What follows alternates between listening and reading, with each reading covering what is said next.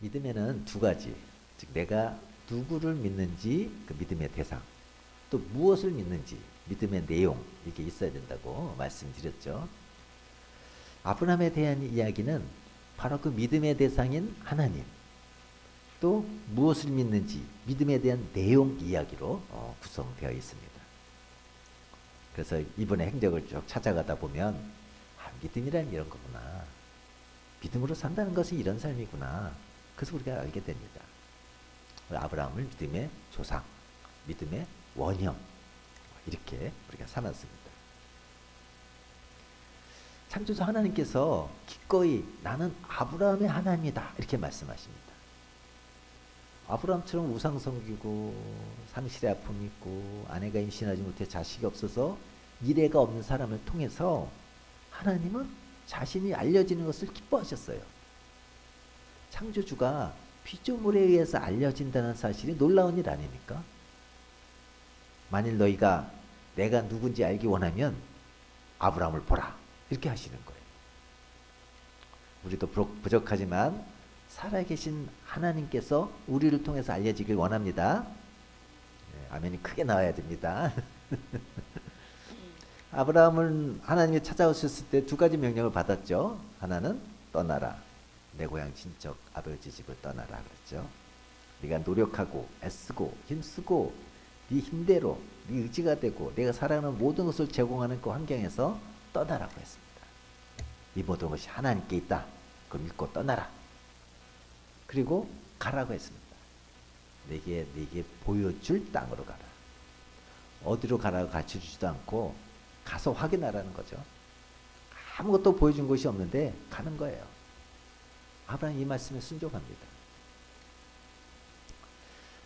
마침내 가나안 땅에 도착했는데 자기를 위한 그 푸른 초장이 그림같이 착 펼쳐져 있는 게 아니라 어떻다고 그랬어요?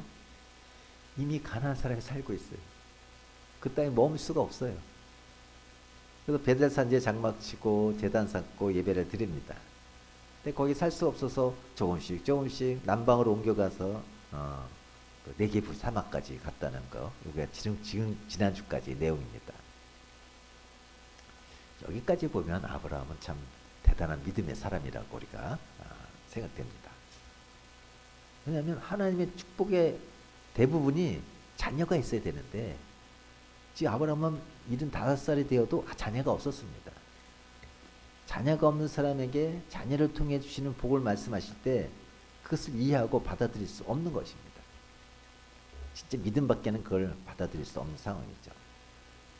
그런 아브라함이야말로 믿음의 조상답다고 말할 수 있습니다. 그러나 하나님이 약속하신 그 가나안 땅에 문제가 생겼습니다. 그 문제를 통해서 하나님께서 오늘 또 믿음을 우리에게 말씀해 주십니다. 첫 번째로는 어떤 어려움이 와도 각자 지켜야 할 자리를 지켜야 한다는 거예요. 10절 우리 같이 한번 볼까요? 시작. 그 땅에 기근이 들었으므로 아브라함이 애굽에 거류하려고 그리로 내려갔으니 이는 그 땅에 기근이 심하였습니다. 그 땅이 뭐예요? 하나님이 약속하신 바로 그 가나안 땅 아니에요, 그죠? 그 땅에 기근이 들었어요. 어찌 이럴 수가 있어요? 근데 그 기근이 심하였다. 여기서 이제 심하다는 표현은 아주 무겁다, 진드르다, 그런 의미를 갖고 있어요. 그 기근이 굉장히 극심했다는 겁니다. 얼마나 심각했는지 아브라함이 애굽으로 내려가지 않으면 아브라함과 그의 가족들은 모두 굶어 죽을 수밖에 없을 만큼 그때 상황이 매우 심각했다는 것이 지금 보여주고 있습니다. 여러분, 문제가 있어도 내가 해결할 수 있으면 그 문제가 아닙니다. 근데 문제가 있는데 내가 해결할 수 없어요. 내가 아는 모든 방법을 다 사용해도 해결되지 않아요. 그때 우리는 이걸 위기라고 하죠. 아브라함은 기근 앞에서 자기가 해결할 방법이 없었어요. 그래서 그가 애굽에 내려가기로 결정을 합니다. 근데 문제는 이 결정의 과정에서 아브라함에게서 우리는 믿음의 모습을 볼 수가 없다는 거예요. 심각한 생존의 문제 앞에서 아브라함에게서 신앙의 모습을 볼 수가 없어요. 하나님의 말씀 따라 인도함을 받아왔던 아브라함이라면 이런 심각한 기근의 사강으로 인해서 약속의 땅, 이 가나안 땅의 경계를 넘어 애굽으로 건너갈 때 적어도 하나님께 기도하고 하나님의 인도를 받아야 되는 거 아닐까요? 근데 그런 게 없습니다. 여러분, 사람마다 넘지 말아야 될 선이 있습니다. 그 선을 넘어서 지금 애굽 땅으로 갈 때 하나님 앞에 제단을 쌓았다는 기록도 없고 하나님께 기도했다는 기록도 없습니다. 자기가 판단해서, 자기가 생각해서, 자기 합리적으로 그 약속의 장소를 떠난 것입니다. 여러분, 하나님의 도전은 뭐냐면 우리가 극심한 어려움 앞에서 정말 생존의 문제, 특히 사랑하는 가족의 그 생존의 문제 앞에서 하나님께서 우리에게 물어보시는 게 있습니다. 이때도 너 나를 믿고 내 말에 순종할 수 있느냐? 내가 약속한 그 땅에 머물 수 있느냐? 그렇게 물어보십니다. 근데 우리가 정말 작은 일상 가운데서 주님과의 교제가 친밀하게 이루어지지 않으면 어려움이 올 때 자신이 보기에 좋은 선택을 하면서 살아가게 됩니다. 우리가 마땅히 머물러야 할 자리, 약속의 땅, 하나님의 복을 떠나게 됩니다. 아브라함에게 있어서 가나안 땅은 그가 마땅히 머물러야 할 땅입니다.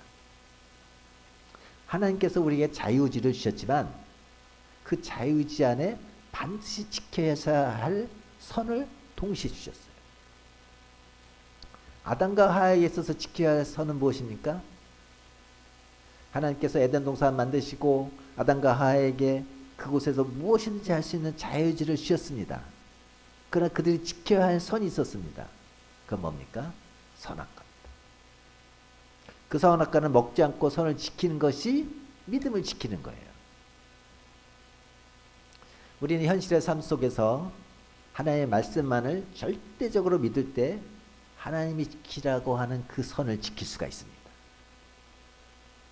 아담과 하와는 선악과를 먹으면 반드시 죽으리라는 하나님의 말씀을 절대적으로 믿지 않았기 때문에 사탄의 속임수에 넘어가 선을 넘어갔습니다. 그 결과는 어땠습니까? 에덴 동산을 잃어버렸습니다. 내 욕망을 당장은 채웠지만 죄가 들어오고 자녀들 사이에 살인이 일어나고 결국 하나님의 말씀대로 모두 다 죽었습니다. 룻기를 보면 엘리멜렉과 나오미가 베들레헴 땅에 흉년이 들었을 때 두 아들을 데리고 모압 지방으로 이주했습니다. 하나님께서 복 주시겠다고 약속하신 그 베들레헴 땅을 떠나서 살아보기 위해서, 어쩌면 더 잘 살기 위해서 약속의 땅을 떠나 모압 땅으로 갔지만 오히려 그 모압 땅에서 뭐예요? 남편과 두 아들을 잃고 며느리 룬만 데리고 다시 베들레헴으로 옵니다. 6기 1장 20절에 보면 나오미가 돌아와서 동네 사람들에게 이렇게 이야기합니다. 같이 보겠습니다. 시작. 내가 풍족하게 나갔더니 여호와께서 내게 비어 돌아오게 하셨느니라. 여호와께서 나를 징벌하셨고 전능자가 나를 괴롭게 하셨거늘 너희가 어찌 나를 나오미라고 부르냐 하시니라. 나오미가 하나님이 주시고 약속하신 땅을 떠나서 이방 땅으로 갔을 때 하나님의 은혜와 긍휼이 단절되었고 결국 죽음의 아픔만 안고 돌아왔다고 지금 고백하고 있는 거예요. 반대의 경우도 있습니다. 요셉의 경우입니다. 요셉은 애굽의 종으로 팔려갔을 때 바로의 경호대장 보디발의 집에 갔습니다. 그가 얼마나 성실했는지 보디발의 자기 집에 모든 일을 맡겼습니다. 근데 한 가지 금한 게 있죠. 그게 뭐예요? 보디발의 아내. 그게 마지막 선입니다. 근데 바로 그 주인의 아내가 요셉에게 동침하기를 유혹합니다. 그때 요셉이 뭐라고 해요? 우리 주인이 집안에서 모든 것은 다 허락했지만 단 하나 금했는데 그게 바로 당신입니다. 이렇게 아주 단호하게 거절했습니다. 이 여인이 포기하나요? 창세기 39장 10절 볼까요? 시작. 여인이 날마다 요셉에게 청하였으나 요셉이 듣지 아니하여 동침하지 아니할 뿐더러 함께 있지도 아니하니라. 한 번은 거절할 수 있습니다. 근데 이 여인은 날마다 요셉에게 동참하자고 합니다. 그 다음날 한 번 더 청했다는 게 아니라 날마다 청했다고 합니다. 하루 이틀도 아니고 날마다 요구한다면 마음이 흔들릴 수 있습니다. 그러나 요셉은 듣지도 않고 동침하지도 않고 심지어 함께 있지도 않았습니다. 모함을 받아 감옥까지 가긴 했지만 결국에는 애굽의 총리가 되었습니다. 하나님의 말씀하신 선을 지키니까 당시에는 힘들었지만 결국에는 하나님의 복을 받게 되었습니다. 여러분, 믿음 생활에는 시련과 어려움이 반드시 있습니다. 그럼 우리는 이 문제를 해결하겠다고 우리의 생각과 우리의 판단대로 하나님께서 지켜야 할 그 자리를 떠나서는 절대 안 됩니다. 근데 왜 하나님께서 이 시험과 연단을 그 약속의 땅에 두셨을까요? 우리의 믿음을 연단하셔서 성장하게 하는 하나님의 훈련 과정이기 때문에 그렇습니다. 야고보서 1장 2절 3절 볼까요? 시작. 형제들아 너희가 여러 가지 시험을 당하거든 온전히 기쁘게 여기라. 이는 너희 믿음의 시련이 인내를 만들어내는 줄 너희가 알미라. 요한복음 16장 33절에는 너희 세상에서는 너희가 환난을 당하나 믿으면 뭐든지 만사 형통의 복을 받을 거라고 생각을 가져서는 안 됩니다. 세상의 복이 아니라 하나님의 복을 받기 원하는 사람, 시련을 통해서 연단되어지고 단련되어지고 온전한 믿음의 사람이 될 때에 하나님이 주시는 그 복을 우리가 받게 될 것이라고 말씀합니다.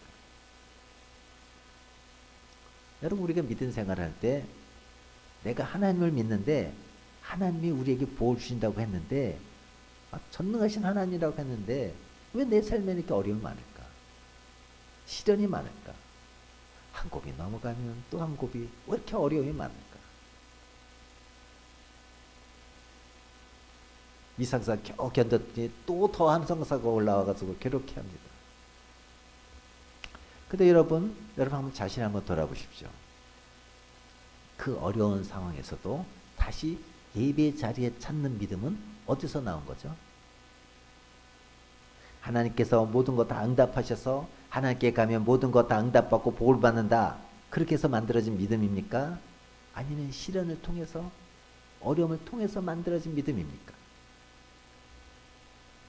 세상에서 아픔과 시련과 고난을 당하지만 우리를 품어주시고 사랑하시는 그 하나님, 우리를 신실하게 사랑하시는 그 하나님을 바라보고 걸어왔을 때 하나님께서 여기까지 오게 하지 않으셨습니까?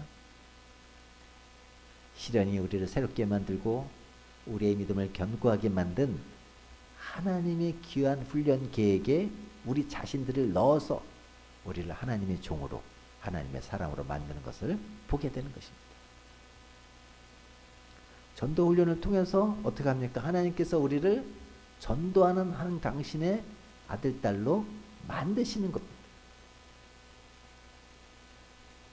하나님 광야에서 40년간 이스라엘 백성을 훈련시키셔서 요단강을 건널 믿음, 여리고성을 무너뜨릴 믿음, 가나안 땅을 정복할 믿음, 그런 믿음의 굳센 사람으로 만든 다음에 그 땅을 정복하게 하셨어요. 전쟁을 감당하지 못하면 피해가면서 돌아가면서까지 하나님은 그들의 믿음이 성장하고 그 믿음으로 약속의 땅을 차지할 수 있도록 만들어 가시는 것을 보게 됩니다. 사람마다 각자의 자리가 있습니다. 아브라함에게는 가나안 땅이었습니다. 아담과 하와에게는 선악과였습니다. 나오미에게는 베들레헴 땅이었고 요셉에게는 포티발의 아내였습니다. 여러분이 지켜야 할 자리는 무엇입니까?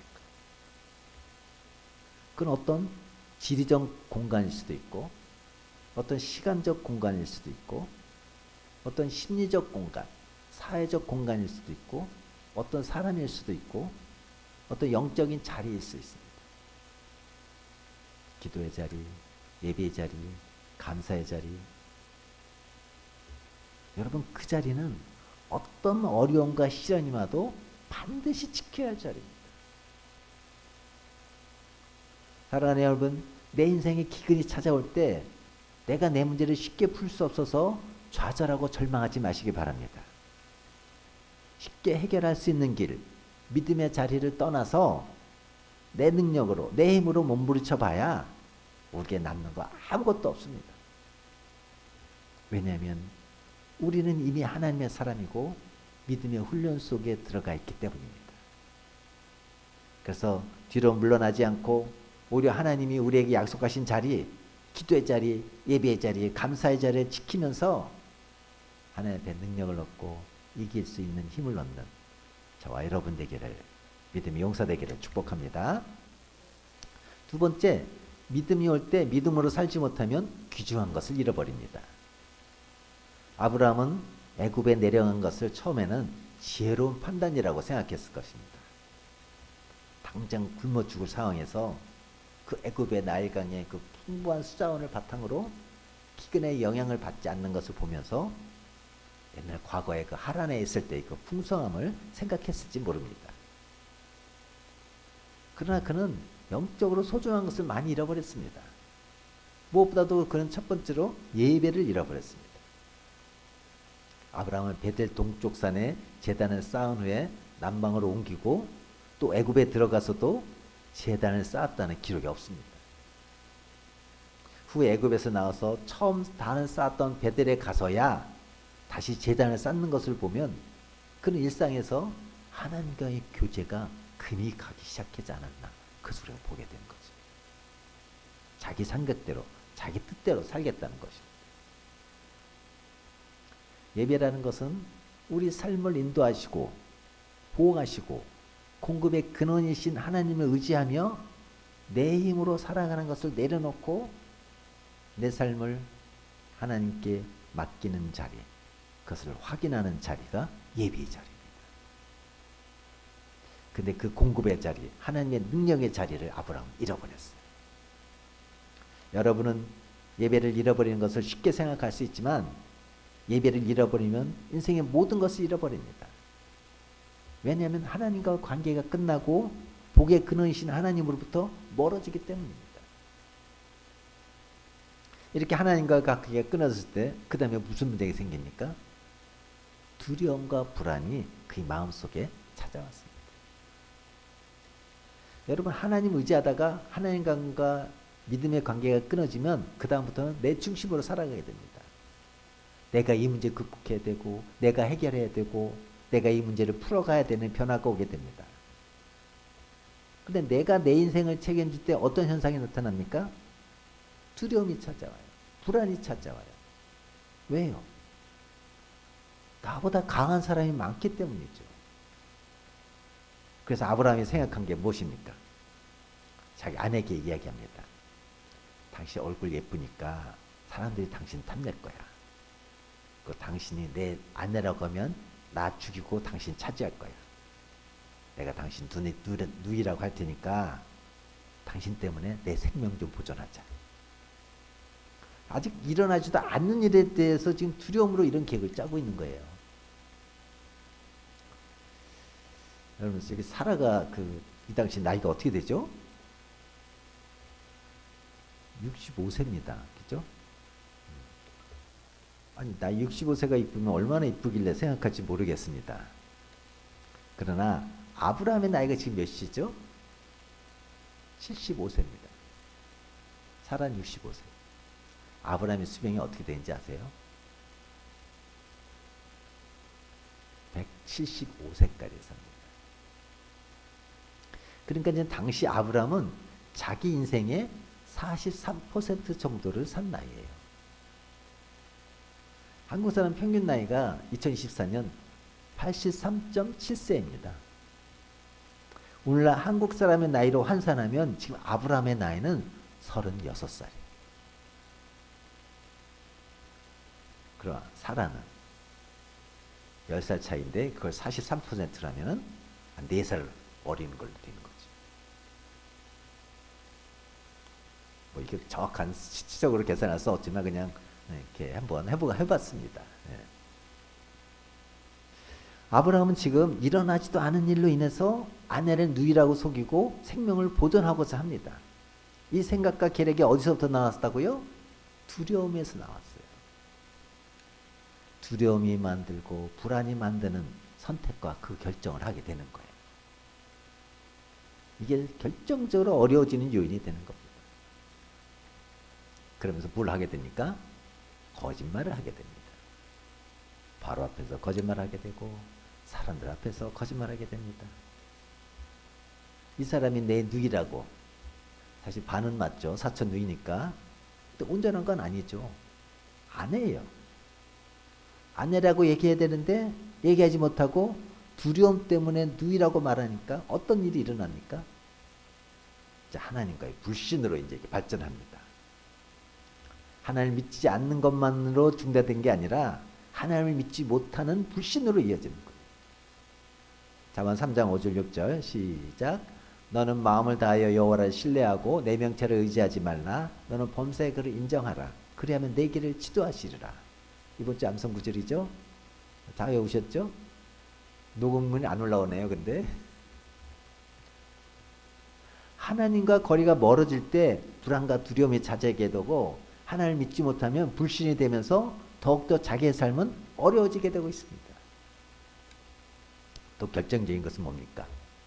자기 아내 사라의 관계에 문제가 생기는 것. 자기 살겠다고 아내 팔아먹는 남편과 살겠다는 여자 있습니까? 될 거예요? 믿음이 좋으시네. 옛날엔 남편이 도박에 미쳐 아내 팔아먹는 경우가 있지 않습니까? 남편이 자기 살겠다고 아내 팔아먹는 그 남자와 계속 살 수 있어요? 없습니다. 관계가 깨어진 거예요. 그 사람을 더 이상 믿고 살 수 없겠다고 생각한 거예요. 여러분 나이가 들어가고 객지에서 삶을 살아갈 때 가장 중요한 게 부부인데 그 부부 관계가 깨어진 거예요. 관계가 깨어지면 외롭습니다. 살아가기가 어렵습니다. 결국 자기 속에 죽음에 대한 공포가 지배하게 됩니다. 자기 아내의 관계가 깨어진 것은 인생에 있어서 가장 큰 손실입니다. 그래서 가정에서 가족과의 관계가 깨어진 것은 가장 큰 아픔이고 비극이에요. 근데 이 일이 어디서 왔습니까? 아브라함이 하나님을 불신하는 데서 왔어요. 하나님에 대한 불신으로 인한 두려움과 불안으로 결정하고 선택한 일이 아내의 관계가 깨어지는 계기가 되었습니다. 그리고 또 아브라함은요, 복을 잃어버렸어요. 하나님께서 아브라함에게 너는 복이라고 했죠. 근데 이 복이 아브라함의 자녀를 통해서 온다고 했습니다. 아브라함이 자녀 혼자 낳습니까? 자녀를 아내 사라가 낳습니다. 근데 그 아내를 빼앗겨서 애굽왕 바로의 후궁으로 들어갔어요. 이 복을 잃어버린 거예요. 아브라함이 받을 복을 잃어버린 거예요. 아브라함 믿음으로 반응하지 못하고 하나님께서 영적으로 주신 복을 놓쳐버린 거예요. 우리가 시련과 어려움 중에 믿음으로 반응하지 못하면 많은 것을 잃어버리게 되는데 가장 큰 것은 하나님으로부터 오는 복의 통로를 잃어버리게 됩니다. 그리고 시련으로 믿음으로 살지 못할 때 세상 사람들에게 조롱받습니다. 사라의 일로 바로의 집에 재앙이 덮치자 이를 깨달은 바로가 아브라함을 불러서 호통을 치고 아브라함을 애굽 밖으로 추방해 버립니다. 18, 19절입니다. 시작. 바로가 아브라함을 불러 이르되 내가 어찌하여 나에게 이렇게 행하였느냐? 내가 어찌하여 그를 내 아내라고 내게 말하지 아니하였느냐? 내가 어찌 그를 누이라 하여 내가 그를 데려다가 아내를 삼게 하였느냐? 내 아내가 여기 있으니 이제 데려가라 하고. 이 구절을 보면 바로가 얼마나 분했는지, 그죠? 한 구절 가운데 어찌하여 세 번이나 지금 반복해서 사랑하면서 이 아브라함에 대한 원망과 질책을 쏟아놓고 있습니다. 이처럼 우리가 믿음으로 살지 못할 때 우리는 세상 사람으로부터 조롱과 충고를 듣게 되는 거예요. 아브라함이 사라를 넘겨준 대가로 양과 소비와 소와 노비와 암수나귀와 낙타를 얻습니다. 겉으로 보면 세상적인 복을 받은 것 같죠. 이 객지에서 그것도 극심한 기근의 시기에 먹고 살기도 힘든데 바로를 통해서 받은 이 수많은 복들, 얼마나 기쁘고 귀한 일입니까? 이것을 위해 사람들은 죽고 살기도 하는데 이거 다 받았으니까 얼마나 귀한 일입니까? 근데 아브라함이 애굽에서 쫓겨나서 가나안 땅으로 다시 돌아갔을 때 오늘 보면 바로 다음 장인 창세기 13장에 가면 바로에게서 받은 이 재산 때문에 자기 롯과 함께 거주하지 못하고 두 사람이 헤어지게 됩니다. 그때 롯은 소돔과 고모라 땅을 선택해 가면서 믿음으로 떠나게 되고 결국 소돔과 고모라에서 망하게 되는 계기가 되는 것을 보게 됩니다. 또 창세기 16장 가면 아브라함의 아내 사라가 임신을 하지 못하니까 자기 여종을 주어서 아브라함과 동침하면서 자손을 이으려고 하죠. 근데 이때 동침하도록 준 여인이 누구예요? 애굽 여종이었습니다. 이 여종이 어디서 왔을까요? 이때 얻은 노비예요. 그래서 낳은 아들이 이스마엘입니다. 이스마엘과 이삭은 늘 싸웁니다. 지금도 중동지방 전쟁이 그 이스마엘 후손과 이삭 후손 싸움인 거예요. 대를 이어갖고 지금 올 비극의 씨앗들이 시작되는 것을 우리가 보게 됩니다. 사랑하는 여러분, 우리가 믿음으로 사는 것을 결단하지 못할 때 그냥 내가 믿음으로 살지 못한다는 것이 아니라 믿을 때 주어지는 하나님의 그 축복을 너무 많이 놓치게 됩니다. 자기 생각대로 눈에 보이는 이익대로 움직이고 좋은 것을 선택했다고 자유하지만 자세히 살펴보면 너무 많은 하나님의 축복을 놓치게 되는 거예요. 심지어 그 잃어버린 하나님의 축복을 깨닫지도 못하는 경우가 많습니다. 따라서 우리가 믿음으로 살아가고 결정할 때 하나님은 하나님이 주시는 복이 하나님이 주신 복을 준비하고 계시다는 거 기억하십시오. 쉽게 포기하지 말고 삶의 자리 옮기지 마시고 경계선 넘지 마시고 믿음으로 하나님이 주시는 복을 붙들고 하나님 의지하며 동행하시기 바랍니다. 그래서 인간적인 생각 버리고 하나님 약속의 땅에 머물면서 함께 더 가까이 가고 함께 더 간절히 매달리고 함께 주시는 그 복, 믿음의 눈이 열려지는 저와 여러분 되시기를 바랍니다. 세 번째로 하나님만이 우리를 타락에서 회복시켜 주실 수 있습니다. 여러분, 타락과 무너짐은 내가 스스로 결정하고 선택할 수 있지만 그 회복은 내가 할 수 있는 게 아닙니다. 게다가 지금 여기 아브라함 같은 경우는 완전히 지금 상황이 종료된 이야기예요. 자신이 선택해서 애굽에서 왔지만 그 염려대로 애굽 사람이 그 사라의 미모를 보고 그녀는 바로의 후보로 들어가게 됐습니다. 그 대가로 지금 아브라함은 많은 짐승과 보물을 선물로 받았어요. 아브라함이 아내 뺏기고 많은 재물을 보면서 만족했을까요? 아, 내가 이제 드디어 부자가 됐구나. 그런 생각 들었을까요? 사라가 바로의 후궁이 되면서 아브라함과 바로와 손수는 어떻게 됩니까? 큰 제국이었던 애굽을 다스리는 바로의 소원이 처남이 돼서 권력도 얻게 되었습니다. 아브라함이 이제 권력과 부를 동시에 얻게 되었는데 아브라함이 정말 나의 판단과 선택이 옳았다고 좋아했을까요? 타국에 와서 아내 뺏기고 아내가 채워질 그 자리를 다른 것으로 채워가는 그 삶이 정말 행복했을까요? 성경이 왜 이것을 기록했을까요? 그것은 바로 우리가 아브라함과 같은 사람이기 때문에 눈앞에 보이는 이 땅에 썩어지고 영원하지 못한 것 때문에 영원한 것을 버리는 삶이 바로 우리의 모습이에요. 하나님을 떠난 아담과 하와가 자기가 스스로 하나님이 되어서 위대하게 살 것처럼 여겨졌지만 하나님으로부터 떨어져 나간 아담과 하와는 비극의 주인공이 된 것을 보게 됩니다. 하나님과 관계가 끊어지면서 그 삶에는 고통과 아픔이 들어오기 시작하고 죽음이 그 인생에 찾아오기 시작합니다. 그러나 그는 회복할 능력이 없습니다. 그것이 바로 저와 여러분의 모습인 거예요. 세상의 지위와 물질과 명예와 헛된 것, 헛썩은 것으로 내 마음의 공허함과 내 인생의 불안과 두려움을 채워나가는 것이 바로 우리의 삶이기 때문에 하나님이 이것을 통해 아브라함을 통해 이것을 보여주시는 겁니다. 그때 하나님께서 왜 아브라함을 회복시켜 주셨을까요?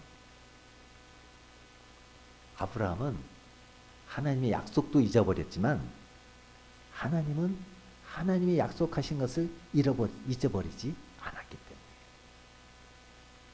하나님께서 아브라함에게 오셔서 떠나라고 하시고 보여줄 땅으로 가라고 하실 때 언약하신 복 중에 하나가 너를 축복하는 자에게 복을 내리고 너를 저주하는 자에게 내가 저주하겠다는 것이죠.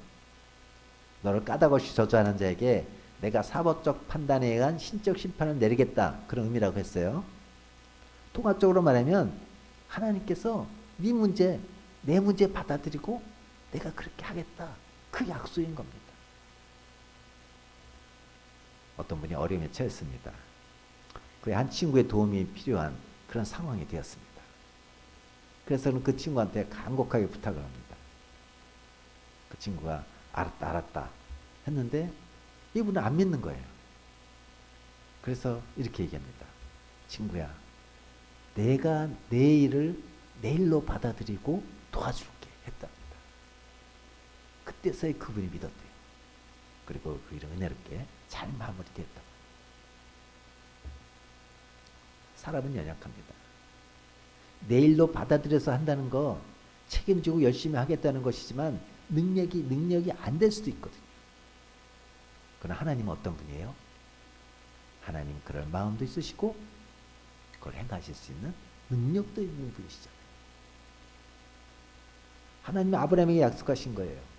너를 축복하는 자에게 내가 복을 내리고 너를 저주하는 자에게 저주하겠다. 아브라함아, 너에게 일어난 일 그걸 나의 일로 받아들이고 처리하겠다. 지금 야단은 누가 맞아야 돼요? 아브라함이 맞아야 되는데 애굽의 바로 왕이 지금 박살나고 있어요. 왜요? 두려워서 바로 왕이 뭐 했어? 두려워서 모든 거 다 갖고 가라고. 원래 아내를 돌려주면 제대로 돌 뺏어야 되는 거 아닙니까? 그런데 자기가 준 거 아랑곳 하지도 않고 얼마나 놀랬는지 너와 관계된 거 다 갖고 떠나라고 한 거 보면 바로에게 엄청난 충격이 된 거예요. 한 제국의 왕이. 왜요? 하나님께서 아브라함에게 언약하신 것을 지키기 위해서. 하나님은 언약하신 거 잊어버리지 않으십니다. 기억하십시오. 그 약속 때문에 어떻게 하셨어요? 그 아들 독생자 예수까지 이 땅에 보내셔서 십자가에 못 박아 죽이시기까지 그 약속을 지키시는 하나님, 그 언약을 지키시는 하나님이라는 거예요. 이스라엘이 가장 공고하고 외로울 때 이사야 선지자를 통해서 하나님이 이 말씀을 전하셨습니다. 이사야 49장 14절부터 16절입니다. 시작. 오직 시온이 이르기를 여호와께서 나를 버리시며 주께서 나를 잊으셨다 하였거니와 여인이 어찌 그 젖 먹는 자식을 잊겠으며 자기 태에서 난 아들을 긍휼히 여기지 않겠느냐. 그들은 혹시 잊을지라도 나는 너를 잊지 아니할 것이라. 내가 너를 내 손바닥에 새겼고 너의 성벽이 항상 내 앞에 있나니. 하나님께서는 아브라함과 약속하신 것을 지키십니다. 인간의 힘으로 할 수 없는 상황이 되었어요. 그 거래는 완벽했어요. 공개적이었어요. 합법적이었어요. 그 거래를 통해서 선물까지 받았으니 아브라함은 지금 항의할 수도 없고 사라는 완전히 바로의 후궁이 되는 거예요. 돌이킬 수 없어요. 인간의 힘으로는 어쩔 수가 없어요. 그때 하나님이 개입하신 겁니다. 왜 개입하시고 왜 사라를 지키셨어요? 이 사라는 지금 앞으로 열국의 어미가 되기 때문입니다. 그리고 이 사라와 아브라함을 통해서 하나님께서 약속하신 것을 이루어지기 위해서는 사라를 지켜줘야 되고 보호해줘야 합니다. 마찬가지입니다. 우리를 사랑하시는 주님, 우리를 피로 값주고 사셨다고 하시지 않습니까? 그래서 우리를 포기하지 않으십니다. 그리고 우리를 버리지도 않으십니다. 우리를 끝까지 붙드시고 함께 하시는 것을 보게 됩니다. 사랑하는 여러분, 우리 눈앞 현실의 문제 앞에서 아브라함처럼 선택하고 살 때가 많습니다. 눈에 보이지 않는 그 하나님을 선택하기보다는 눈에 보이는 애굽을 선택하고 그 결정과 선택이 옳다고 생각하고 따라가면 잃어버리는 것이 많습니다. 마치 애굽이 나의 문제를 해결하는 것처럼 따라갈 때 하나님과의 약속에서 멀어지게 됩니다. 그러나 하나님께서는 아브라함을 포기하지 않고 돌려주신 것을 보게 됩니다. 여러분, 우리가 살아가면서 믿음이 얼마나 많이 허물어집니까? 많이 깨어집니다. 아마 그대로 두었으면 이 자리에 계실 분 아무도 없습니다. 그러나 하나님께서 회복시켜 주셨어요. 다시 시작하게 하셨어요. 다시 우리의 마음을 돌이켜서 하나님의 이름을 부를 수 있도록 하나님 인도하셨다는 것을 기억하시기 바랍니다. 예수님을 3번이나 부인하면서 실패의 대명사라고 불렀던 베드로, 자신의 실패와 경험을 바탕으로 한 그는 베드로 5장 10절에 이렇게 고백합니다. 같이 보겠습니다. 시작. 모든 은혜의 하나님 곧 그리스도 안에서 너희를 부르사 자기의 영원한 영광에 들어가신 이가 잠깐 고난을 당한 너희를 친히 온전하게 하시며 굳건하게 하시며 강하게 하시며 터를 견고하게 하시리라. 아멘. 베드로는 우리가 실수하는 거 실패로 끝나지 않고 실패가 비극이 되지 않도록 우리를 붙드십니다. 그 하나님 우리에게도 지금 이렇게 소개하고 있는 거예요. 사랑하는 여러분, 낙심하지 말고 믿음의 길에 서서 하나님 우리에게 약속하신 땅, 하나님께서 우리에게 약속하신 자리, 기도의 자리, 예배의 자리, 감사의 자리에 머물면서 여러분 앞에 당한 시련을 통해서 믿음이 더욱더 강해지고 하나님의 사람으로, 믿음의 사람으로 세워져가는 우리 모두가 되기를 주님의 이름으로 축복합니다.